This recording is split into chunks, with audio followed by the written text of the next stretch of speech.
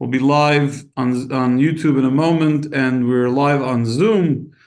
Guten Abend, good evening. I'm leaving to the airport in 10 hours, but we couldn't leave without having our beautiful Wednesday night get-together to study. Where are you going? To the Chabad Rabbis Conference in New York with, and I'm taking Manny with me. He's going to go to the kids' conference. So we're going to bounce out of here on 5:45, God willing. But it's perfect. You don't have to miss Wednesday night class. We're going to open up our Chumash to page 154 in the live Chumash. I'm just sharing this on two more Facebook. 140? No, 154. We're starting at 154. Yeah, but we're not starting from the beginning. We're starting from a section on page 154.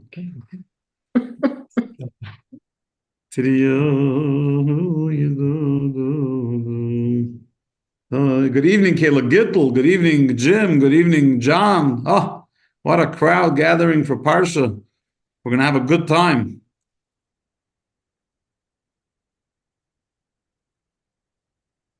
One more share, and then we are good. Okay.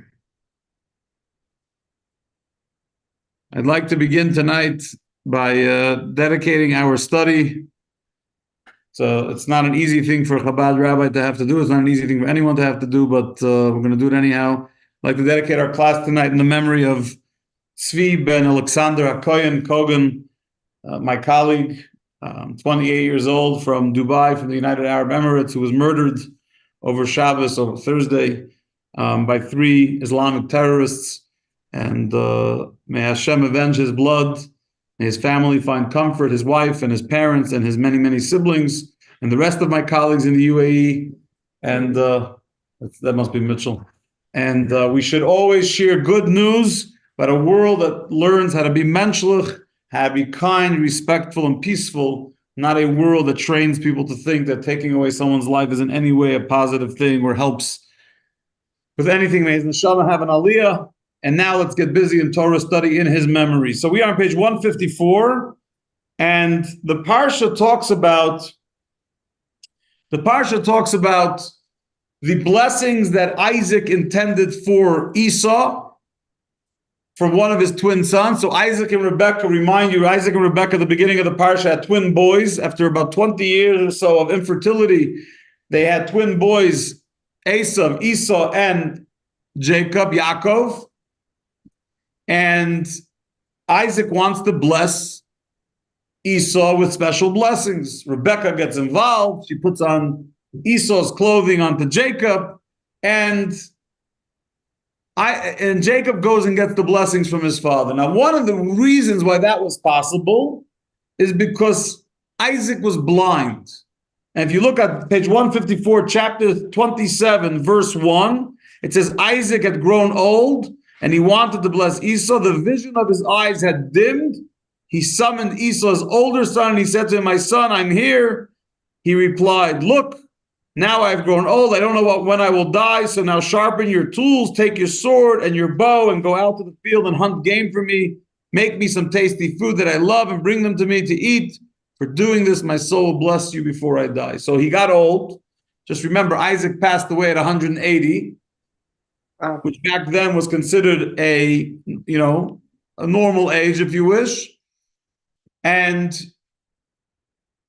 he's going to bless his son Esau. And of course, Jacob ends up with the blessing. So Esau tries to kill Jacob. So Jacob's mother tells him to run away.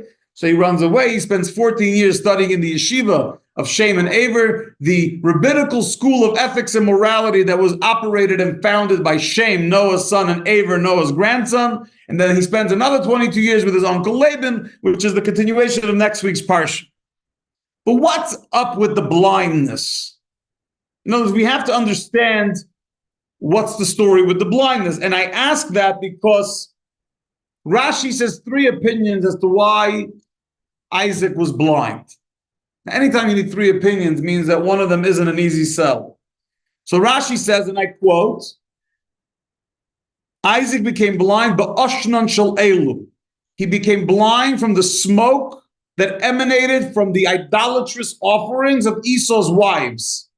Esau married idolatrous women, which is ironic because it says that he was a womanizer. He mistreated many, many women, but to impress his father, in addition to abusing women, he brought home 2 trophy wives to say, look, I'm such a honorable member of society, I married. Meanwhile, married was sort of a token thing, and he was not a very kind human. But these 2 women had idolatrous, they were sacrificing animals for idolatry. The smoke of that offering went into Isaac's eyes and made him blind. That's the first opinion in Rashi.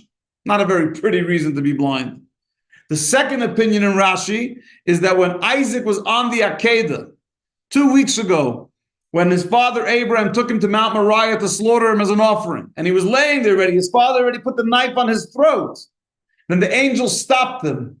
Right? They stopped Abraham from slaughtering his son at the Akedah, and it says the angels were crying because they just looking at this guy trying to kill his son, even though he did it by God's command. And the tears of the angels went into Isaac's eyes and caused an effect on his eyes that he stopped seeing at a younger age than most people. Okay, at least that's a good reason, meaning he was for something good, not from his daughter-in-law's idolatry offerings. It was because he was going to be a sacrifice for God. The third opinion, Rashi says, and this is the one we're going to really tackle today, is that he became blind so that Jacob can get the blessings, right? If he could see, and he saw that no matter how you dress him up, if Jacob would have showed up, even if he was wearing Esau's clothing, Isaac would take one peek and see that it's Jacob, and he wouldn't give him or he would have a different negotiation. Maybe he'd give him different blessings. The trickery involved in Jacob getting Esau's blessing could only transpire because Isaac was blind, and God made Isaac blind. However he made him blind, whatever the reason was, it was specific in order to make sure that Jacob should be able to get the blessings instead of Esau. Are you bothered by that opinion at all?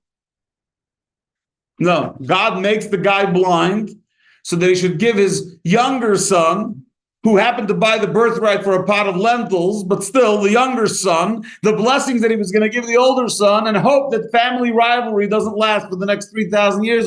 So God made him blind. Huh? There's only 3 opinions in Rashi. Oh. It becomes very interesting because, first of all, back then, old age was not a good enough reason for blindness. We have no indication whatsoever that people were getting blind, that especially to be 150 years old was not considered old back then. So there was no logical reason for him to be blind. Secondly, we just read a few verses ago in the Torah portion, it says, Vayivarech Elokim et Yitzchak, God blessed Isaac. What was God blessing him? To have good health. So that would kind of go against. So if God gave him the blessing, then it certainly wouldn't allow for him to be blind, because the Gemara, the Talmud tells us in the tractate of Nedarim, I think it is, but it's also in the Medrash and Pirkei de Rebbe Lezer. It says there are 4 types of people that are like as if they are dead. What do you mean? It means their life is so hard that it's almost like life doesn't have much life to it. What are the 4 people? A blind person is one of them. It's very, very hard to live and to appreciate life when you're blind. Slave is not on the list. It's above him. Slave has other challenges, but not to want to live. I'm not talking about slave. Not talking about when you're being beaten, every day. It was slavery inherently. It was not about hurting people. It was just. It wasn't necessarily a healthy system, but it wasn't always about beating and chaining the way it happened here in America. The other person, yeah. Going back. Well, I want to say all 4, then we'll go back. A poor person, when a person's broke, it's hard to function as a human being when you're absolutely broke. An infertile person, people that can't have children, and as someone that has leprosy, I believe, is the 4th one. It's such a bad plague that it's like you're dead, or life is not. Those are the 4. So coming back to my question, Isaac was blessed with a good life. God gave a special blessing, and he merited what? Blindness for that, something that no one else that we ever recorded in the 5 books of Moses had. He got that even with the blessing. Why was he blind? And that's what Rashi's really trying to get to. What was your question, girl? Well, why did he have to do this trick of deception anyway when he had already got the birthright for the lentil stew? That should have been his without having to. Birthright is something you get from birth. That's not The blessing. necessarily something. And I don't know that it's some super duper blessings. I mean, yeah, you get certain rights, right? An older son, for example, gets double inheritance. There are certain things you get. So it's kind of like certain bonuses. But as far as brachot, as far as blessings from God, his father was about to go give Esau these incredible blessings. And by the way, for good reason, meaning Isaac was the father who saw that he wasn't totally in denial. He knew that his son had a lot of issues, but that's exactly why he felt he needs the blessings more than Jacob. Rebecca had a different opinion, but the point, Isaac being blind needs to be understood, because with all the blessings he had, making the guy blind and then telling Esau, or he thought was Esau, Jacob, I'm getting old, go make me food. Getting old, what? Well, back then that wasn't considered old. What was he conveying? Yeah. Did either Esau or Jacob actually talk to him? Sure. So don't you think? No, what do you think he said? You don't remember the verse? He said that. Isaac said, Hakoil, Koil, Yaakov, the voice is the voice of Jacob, Ayadayim, the ace of the hands of Esau. So he's feeling his hands, and it's all covered in the hairy goat skin that his mother gave him. And he literally tells him, I'm a little off over here. The voice is the voice of Jacob. But we've used that term many times, by the way. It's one of the most popular terms till today, when a Jewish person who's quote unquote religious behaves very irreligious. With the term that we use for them is Hakoil Kol Yankov. They know how to use the voice of Jacob, right? They sound super religious, but the hands are the hands of Esau. They're not behaving like a Jew. They're behaving like an Esau. So Rashi comes and says, I want to tell you why Isaac was blind, even though blindness is such a very harsh punishment, if you wish. And one of the things that Rashi says, the third opinion, is that he was blind because he needed to give the blessings to Jacob. That was the third opinion of Rashi. Could it be a metaphor? No. The blindness or the blessings? Blind. Why? No, it says literally he was blind. How he got blind, but Rashi gives two options of how he got blind, but why he got blind, we know. So that he can give the blessings to Jacob, that he wouldn't come to the full conclusion that this was a scam.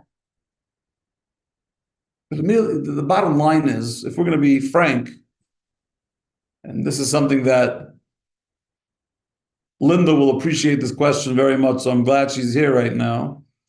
That is, if God wanted Isaac to know that the blessings are meant for Jacob, couldn't God have just told Isaac?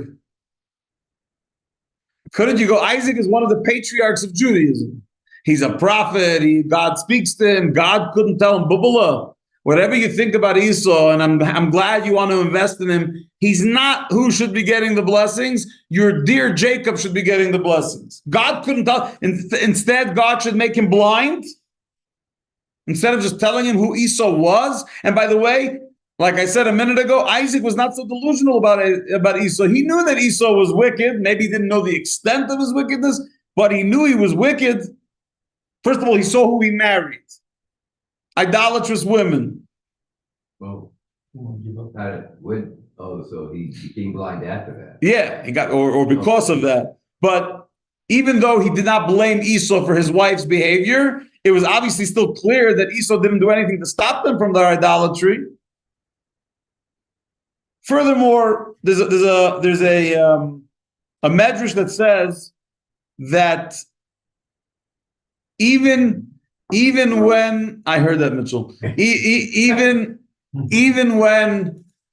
when Isaac was finally interacting with Jacob, and he's like, I don't know, the voice is Jacob, but the hands feel like Esau. He said that this guy who I'm blessing, this child, is mentioning God too much. Doesn't seem like Esau to me, right? Which means at the end of the day, Isaac had a good understanding of who his kid was. And yet God felt that instead of just telling him, listen, Isaac, let's be on the same page. We know who Esau is. He's a hunter, he's a murderer, he's a rapist, he's an idolater, he married idolater, he's a womanizer, he sold his birthright for a pot of lentils. That in itself should tell you who he is. Sell your birthright for a pot of lentils? Because, what's that song in America? die, tomorrow you die, be Harry, be merry, because tomorrow you die. You know, they know that. Eat, drink, and be merry. Yeah, eat, drink, and be merry, because tomorrow you may. That's Esau was the founder of that philosophy. Like, I don't have to worry about tomorrow. I can tell you my birthday. I'm not worried. I'm not going to be around long enough. This life is short. There's no heaven. There's no hell. There's no nothing. There's no worries. So couldn't God do a little justice to Isaac and say, listen, Bubala, you had enough in your life. You lost your mother when you were younger. You were 37. Your father tried slaughtering you on Mount Moriah. You finally married Rebecca. You were infertile. You both were infertile for quite some time. I think 2 decades. I believe it was 2 decades. You finally had twin boys. One of them is problematic. God have an open conversation and say to Isaac, listen, Esau's not the guy. I really think you should give the blessings to Jacob. No, instead, let's make the guy blind so that he should give the blessing secretly to Jacob when he thought he's blessing Esau. Can't God just tell him that information? Why wouldn't he? Maybe Jacob, Isaac knew kind of behind the scenes when he said that you do sound like this person. No, he didn't, because he just played around with the if you game. read, It almost sounds like that in the scripture. Then he said, okay, I'll play around with that game. I know who really you are. You sound like this person, so I'll give the blessing as if you were this person, even though you feel like the other person. it's a very nice thought, except if you study the verses, it's clear that when Esau comes in eventually to get his blessings, Yeah, he's shaking. Isaac is totally freaking out that I gave the blessings already to Jacob. Like, obviously at that point he realized that he mixed it up, and he gives him blessings too, which was very kind. He adds some blessings to Esau, but it ain't the same blessings that he gave, right? It's very unique. The blessings that, just that you understand, the magnitude of blessings that Isaac gave Jacob, thinking that it was Esau, is the blessings that Jewish people say every Saturday night after Havdalah. It's called V'yitin l'cha elikim, may God give you mitala shamayim mishmani aretz, from the dew of the earth and from the fat of the heaven. I mean, from the dew of the heaven and the fat of the earth. He gave him these incredible blessings. And Rashi says, if you look at the Hebrew word for the words, it says v'yitin, and he will also give. It doesn't say yitain, it says v'yitain. It should have just, from a grammatical perspective, from a dictic perspective, it should have said, yitain l'cha lekim, God, may God grant you, instead of and God or also God will grant you. Rashi says, why does it say v'yitain with an extra vav at the beginning? Rashi says, yitain v'yachzer v'yitain. He's going to give you, and he's going to come back and give you more. And the question is, give you more? When God gives you a blessing, Isaac's blessings are from God, it's infinite. What could be more than God's infinite blessing? And the answer is, I'm going to cut to the chase, is that God gives you blessings from his own, but then if you work hard enough in serving goodness and kindness and humanity, then you have the ability to invoke even greater blessings that God gave you initially, but you get that through your hard work. And it's a blessing that Isaac gave Jacob, thinking he was giving it to Esau, that he should not only have the blessings that come from on high, but he should have the opportunity to cash in on the blessings that you get when you work hard. These are heavy-duty blessings that Isaac wanted to give Esau and ended up giving to Jacob. But he had to make him blind for that. And the question is, why not just tell him? So there's a very, very powerful teaching from the Rebbe. I think it was in the late 70s or early 80s, but don't hold me to the date. I was learning it this morning with my chavrusa in New York, and we had a great time. And it's an interesting conversation, because I titled today's class on YouTube and on Facebook as Blindness or Gossip. And we're wondering why Isaac needed to be blind for this. Because the other option is God could have just straight out told him how bad Esau was and call it a day. And what the Rebbe said in that Farbrengen was that God didn't want to say negative things about Esau, even though Esau was a wicked guy. In other words, it made more sense to make Isaac blind than to be the one to convey the negative news to him and the gossip to him about who his son really is. Because God wanted us to learn from that for ourselves of how vital it is not to speak negatively about other people. Something that we are so bad at as a society. I got a message last night.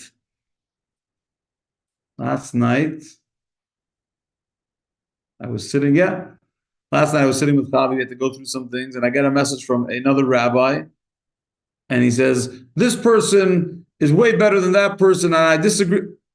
It was an uninitiated conversation, and I said, just let me know before I listen to your next voice note. When I listen to it, is it going to be Lashon Hara, Rechilus, which is gossip, or Moitzi Shamra, spreading a bad word about another person? I want to know which sin I'm going to break when I hit the next voice note.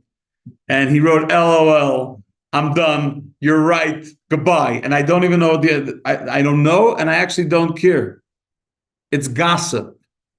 It's him talking to me about a third party that isn't relevant to either of us. It's just for the sake of let's have a conversation. And I'm not saying I'm perfect. I just caught myself in the right moment there. But that's the goal. The goal is God wants to train us, even though he doesn't have to. He's not obligated. He could tell Isaac whatever he wants. He wants to train us not to be the tattletale, not to be the negative gossiper, not to be the one speaking negative about others.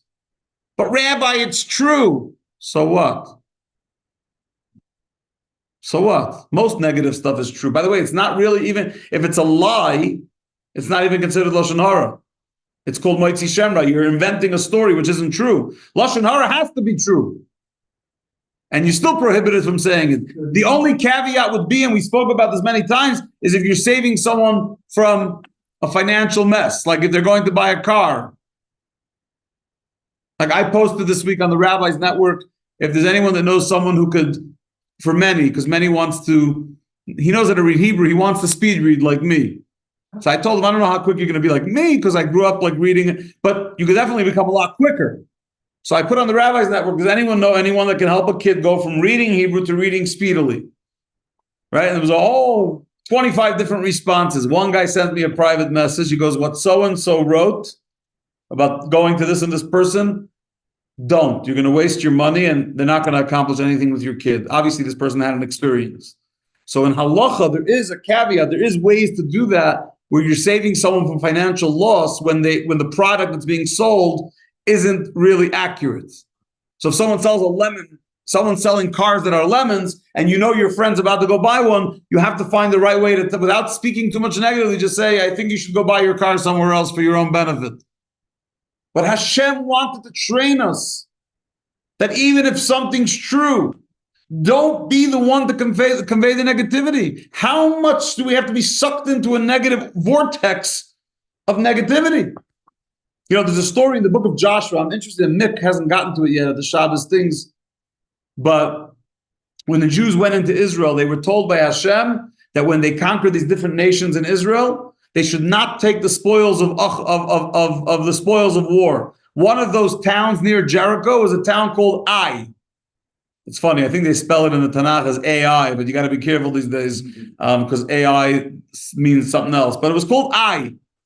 And there was a guy named Achan who didn't follow the rules and he took spoils. And it caused negative things for the Jewish people. So Joshua, Yehoshua, the leader, turned to God and said, God, tell me who it was. And Medrash said, God said to him, what am I, your tattletale?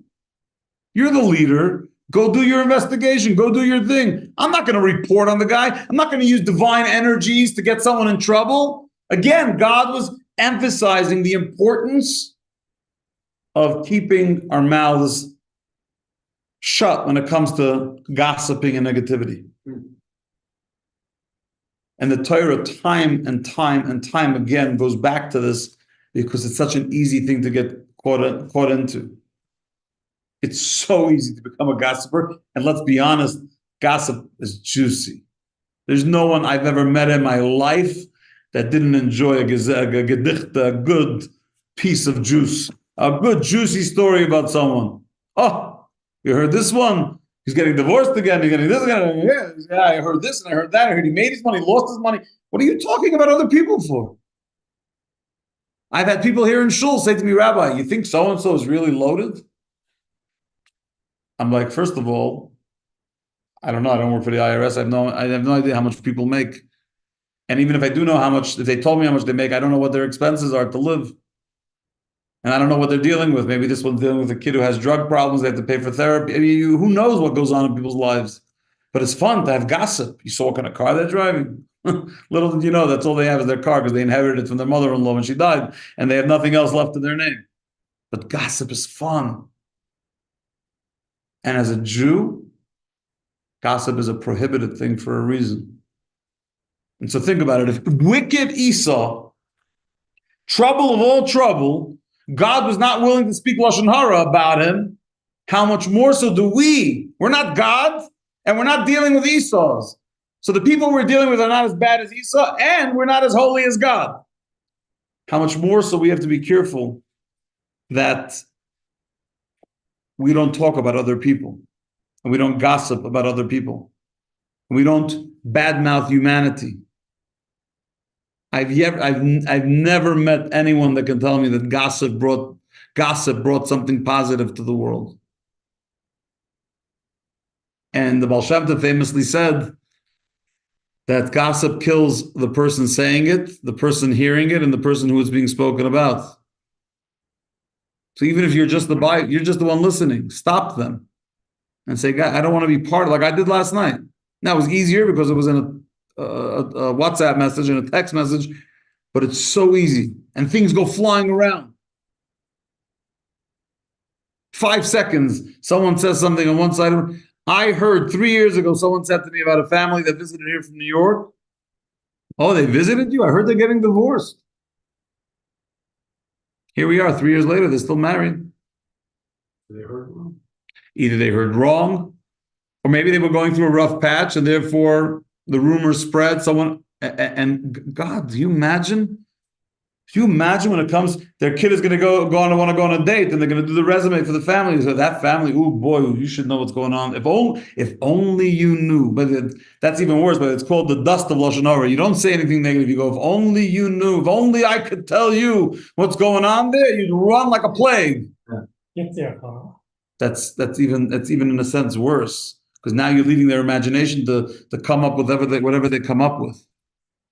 So God could have solved Isaac's problem, but that would entail negativity. And in God's world, the way it went down was better than being the one to report. And by the way, you say, well, it's his own kid. Yeah, could you imagine having to be the one to tell the father of that child that your kid did X, Y, and Z and is doing X, Y, and Z? You know how heartbreaking that is?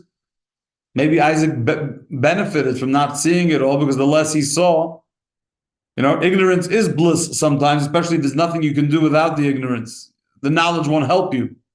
Why couldn't Isaac give a different blessing anyway? Is it required because of Esau being the firstborn that he had to give a specific blessing? No. There was the blessings were specific to what he wanted to bless Esau with. What do you mean? Why didn't he give other blessings? What do you mean? That's the blessings he chose to give. If he somehow knew who he was actually giving the blessing for, then he would have appropriately given the blessing correctly and to each one.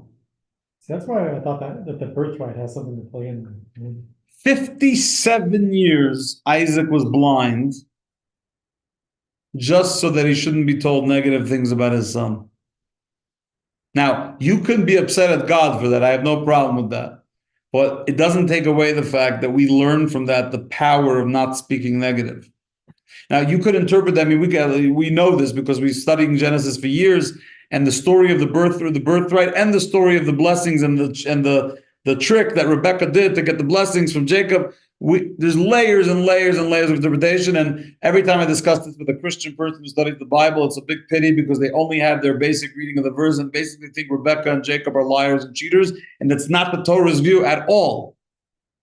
So there's a lot of discussion about why the specific blessings and why Esau needed them versus Jacob may have not needed them, and then he ended up giving Esau different blessings, including, by the way, that the Romans will have Esau was the originator, the progenitor of the Romans, and he would have Italia Shel Yavan, the incredible fatty land of Italy, would go to Esau's descendants, the Romans, which they have till today. Right? The Romans are direct descendants of Esau. But it didn't work out as Isaac would have originally planned. And the reason it didn't work out the way as Rashi says is because he was blind. If you're blind, you can get in, you could assume things, you could be confused about things, but he didn't have clarity, which is why Jacob ended up being able to get the blessings. You have a question, Linda? I'm gonna ask you to unmute yourself. You could hit the button first. You have to hit the button because I can't mute you. Okay, can you hear me? Yes, loud and clear. Okay, I have a different spin on this whole thing. First of all, the way God told Isaac to Avram to do the Akedah, he could have commanded Isaac by saying, I want you to bless Jacob. I want you to give the blessing to without Jacob. the negative. Without the negative and without an explanation. And he would, okay, so we get around this. Now, the other part is, you could say that through deception, which is not a good thing, someone received a blessing they were not supposed to receive. It was, excuse me, not that they weren't supposed to receive it, because obviously God wanted him to receive it, but there could have been another way. I mean, he got Rebecca into this. Okay, so we want to be a straight arrow. We want to be honest and truthful. And here the scenario plays out that through deception, Jacob gets the blessing. So I don't go for this. Linda, I want everyone to know that Linda doesn't go for this. And if Javi was here, she'd probably be on your page, Linda. But I want to. So I'm gonna comment on what you said, but I just want to wrap up the other side of it, which is we don't have to agree with what the Medrash says about, right? There's three opinions in Rashi of how he got blind, and if you're not comfortable with the last one that says he got blind because God wanted Jacob to get the blessings, then go with the other ones. He simply got blind, either from the smoke of the women's idolatry, or he got blind from the tears that went into his eyes. And so you don't have to like the entire story to appreciate the Rebbe's approach of what we learned from it, which is the importance of not gossiping. But now to Linda's point, and I'm going to tell it to you on one foot because it's way beyond the scope of tonight's class, but there's a lot of biblical stories where good things come through very, very uncomfortable realities. And this is not the first one. There's a story we read 2 weeks ago with Lot having a relationship with his two daughters and giving birth to two sons, one from each daughter, Ammon and Moab. We're going to read in 3 weeks from now in Vayeshev about Yehuda and Tamar giving birth to Peretz and Zarah, the twin boys. And Moshiach is a descendant of that relationship. Moshiach, King David, and Ammon and Moab are also connected to that, but in their own right, the original two nations. And the answer is, Linda, and you could ponder this, and you can come back to me and tell me you don't buy it, which I'm okay with also. My job is not to convince anyone. My job is to give food for thought. And your job is to make it hard for me so that I should have to, no, I'm not joking, so that I should have to think deeper into it. But the common theme between all these biblical cases of stories that happen and seem so deceptive and so complicated, and good, amazing things coming from very, very uncomfortable realities, is that there's a level of goodness that sometimes needs to sneak into the world, and the only way it can sneak into the world is through a negative experience, because it's so powerful that there's no real room for that goodness to just plop in. Our world is not capable of handling it. And so it comes in sort of this backwards or sideways, it pops in. Okay. Yeah. So, you think of nuclear power. Nuclear power is an amazing thing. The reason we realize how amazing it is because people are using nuclear power for such negative things. And then you come to realize, hold on, it's so powerful. There's amazing things that can come from this power, including I think 70% of France is their power comes from nuclear. Maybe one day we'll come to our senses too. But my point is, sometimes the greatest blessings come in the most backward ways, right? Linda, I could sit here, and you know our family long enough, and I could say, okay, if God wanted me to adopt 5 kids, did he have to give me and Chavi infertility? Couldn't he just, whisper in my ear after having some biological kids? By the way, I have a message for you, Chaim and Chavi, go adopt some kids. I don't know Hashem's way of working. We discussed this on the phone not too long ago. I am not God's lawyer, nor do I ever intend to be. I have, Baruch Hashem, been blessed, and I told this to Mick the other day. We were sitting around. He asked me how I'm feeling in my relationship with Hashem after what happened to my colleague in Dubai, and I said, I have a lot of feelings of hurt and anger and disappointment and sadness, but it's not towards God. It's towards the terrorists, it's towards the governments, or whatever. And it's interesting, I just never had that particular struggle, but it's a struggle for many, many people. The one time I had a little bit of a struggle when I was literally standing in front of my mother's grave burying her. And I didn't want to say the prayer. It's called the acceptance of the judgment. And I said, I ain't saying this. And my father elbowed me about 300 miles an hour and said, Zog, you better say that. So I said it to make my father happy. So we all have our struggles. But the idea that amazing blessings come through amazing hardship, that's a fact of life. So much of the good that you look at in anyone's personal life or collective, as a nation, as a world, has come through very, very tragic realities. So I'm not explaining why God does that. I don't know why God does that. And therefore, when I see God doing that, the only thing I'd say to God is, cut it out and bring Mashiach. Enough with all this stuff. We want Mashiach. We want Mashiach now. But the idea that we actually see with our own eyes that some of the most amazing blessings come around to our lives through the challenge, that's just factual. And anyone that says it's not true is either in denial or is not really living life. In real life, challenges are the greatest thing that ever happened to us. And so the greatest blessings that Jacob got came through what you would call deception, although maybe Rebecca's plan, so maybe she was one, but either way, whoever you want to blame for it, the bottom line is we merited incredible blessing, and Esau got blessed as well. But one of the reasons these big things come through deceptive things or uncomfortable or immoral things is because there's no direct way for that level of light to plop into our very finite world, because we're simply not receptacles to handle it. It would shatter our existence. We can't handle that level of blessing and light, so it has to sneak its way in. But that's the shorter version of it, Linda. The Farbrengen can continue, and I wish everyone a week of no gossip.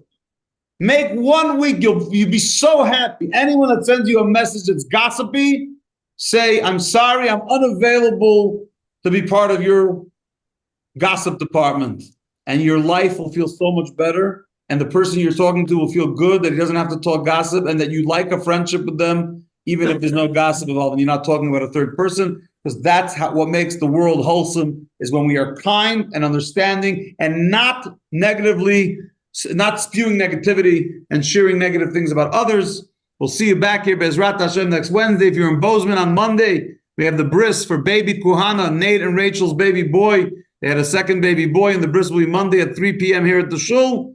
The moil is going to fly in Sunday night. And the bris will be, God willing, Monday at 3 p.m. here at the shul, just an hour and a half before sundown. Perfect timing. Sei gesund, be well, be inspired, be uplifted, have a freilichen Thanksgiving. You celebrate the pilgrims in all their glory, and we'll see you back